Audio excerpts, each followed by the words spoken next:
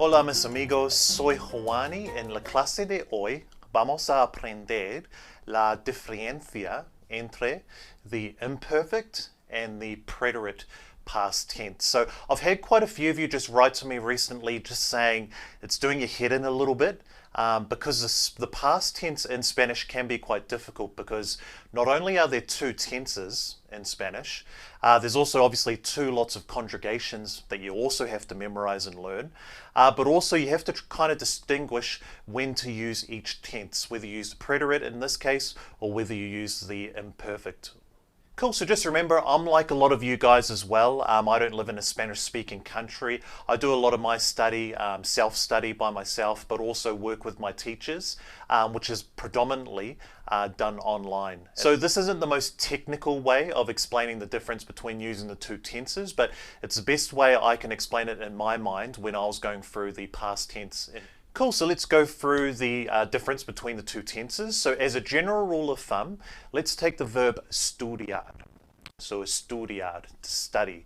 So think of it in English. Whenever you're going to say, I studied, so I studied, now that is going to be in the preterite tense. Okay, so preterite past tense in that case. So remember with the preterite, which we've been through before, specific examples in the past which have finished. Okay, so I studied as an example, or yesterday I saw her as an example. So those are very specific events that have happened.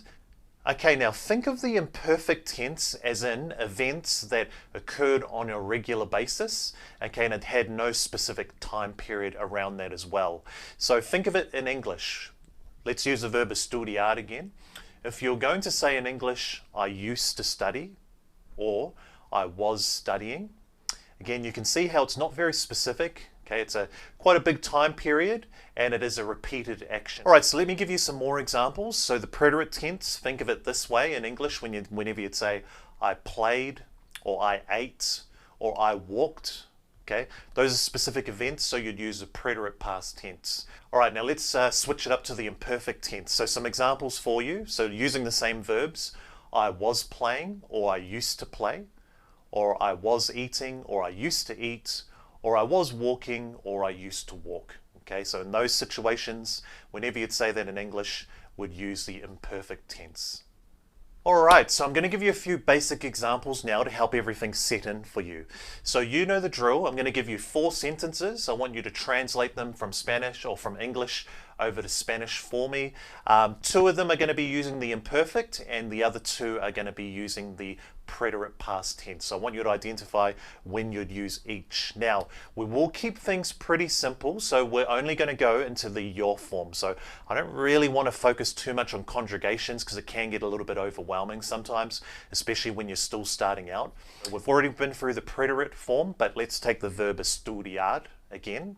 So remember, in the preterite form, the conjugation would be the your form, estudié. So estudié with the tilde above the e at the end there. And in the imperfect tense, it'll be estudiaba. So estudiaba. All right, cool. So let's get into it. Numero uno. Okay, I studied Spanish last night. So I studied Spanish last night. Cool. So in this case, you'd say yo estudié español anoche. So estudié español anoche. Cool. So a specific period of time. Okay, so in this form we'd use the preterite past tense. All right, numero dos. I used to study a lot in primary school. So I used to study a lot in primary school. Cool, so you'd say yo estudiaba mucho en mi primaria. So yo estudiaba mucho en mi primaria. So again, not a specific period of time. It did happen continuously as well. Okay, so in this sense, we'd use the imperfect past tense. All right, numero tres. So in my childhood, I used to play football. So in my childhood, I used to play football. All right, so you'd say, en mi infancia jugaba el fútbol. So en mi infancia jugaba el fútbol. So in this sense, we'd use the imperfect tense, okay, over a longer period of time, and it was a repeated action. All right, last one, numero cuatro. Yesterday, I played at the park with my friends. So yesterday, I played at the park with my friends. Awesome. So what you'd say is, ayer jugué en el parque con mis amigos. So again, ayer jugué en el parque con mis amigos. So again, specific period of time, yesterday.